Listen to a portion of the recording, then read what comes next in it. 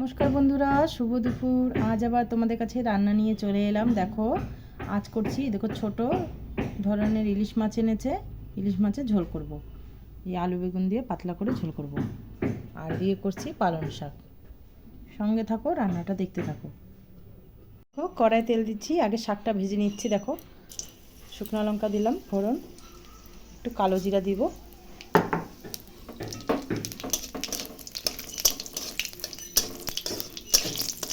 শুকনো লঙ্কাটা যখন লাল লাল হয়ে গেছে এখন শাকটা দিয়ে দিচ্ছি।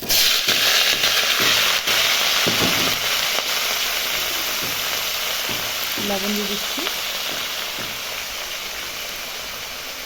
হলুদ দিয়ে দিলাম। শাকটা এখন নাড়াচাড়া করে একটু ঢাকা দিয়ে দেবো, তাহলে বেগুনটাও সেদ্ধ হয়ে যাবে আর শাকের জল বাড়াবে, শাকটাও ভালো করে হয়ে যাবে সেদ্ধ।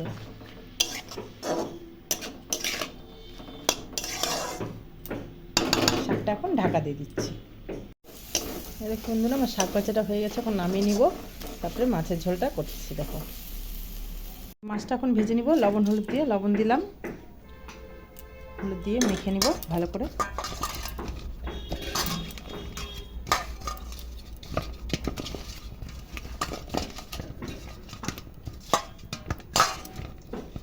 এখন এই যে কড়াই তেল দিচ্ছি। দেখো তেলটা গরম হচ্ছে। তেলটা যেরকম ফেনাগুলো আসে, ফেনাগুলো সরে যাবে, তাহলে ভাববা ভালো করে তেল গরম হয়ে গেছে।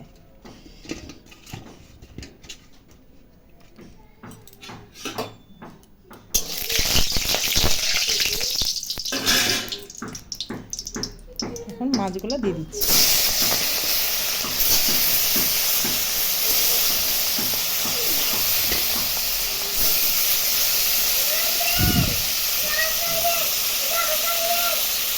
মাছটা এখন উল্টা দেবো।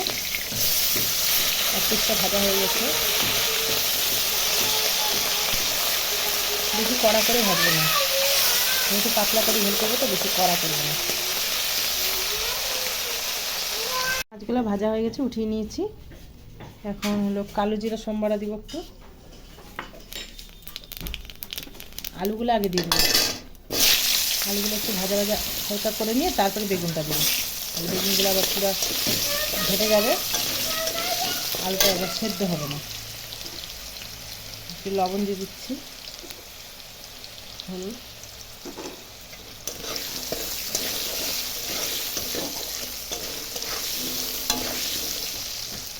এখন একটু কাঁচা লঙ্কা বাটা দিব, কাঁচা লঙ্কাটা বেটে নিচ্ছি। কিছুটা ভাজা হয়ে গেছে, এখন বেগুনগুলো দিয়ে দিচ্ছি। বেগুন দিয়ে আর কিছুক্ষণ একটু ভাজা ভাজা করবো। আমার ভাজা ভাজা হয়ে গেছে, এখন এই যে লঙ্কা বাটাটা দিয়ে দিচ্ছি।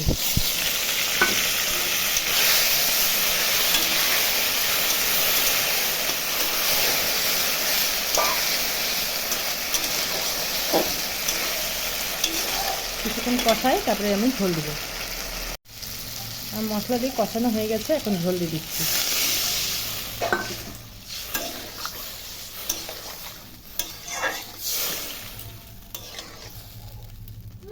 ঝোলটা ফুটে এলে মাছ দিব। ফুটে গেছে দেখো টকবক করে, এখন মাছগুলো দিয়ে দিব।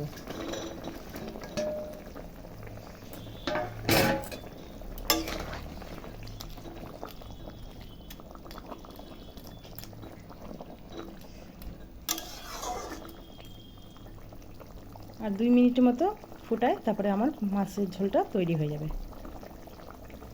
আমার মাছের ঝোল দেখো তৈরি হয়ে গেছে বন্ধুরা, গরম গরম। আর এই যে পালং শাকটা, আর তো ভাত আছেই। তো দুপুরকার লাঞ্চ করে নিচ্ছি বন্ধুরা, তোমরাও করে নাও। টাটা বন্ধুরা।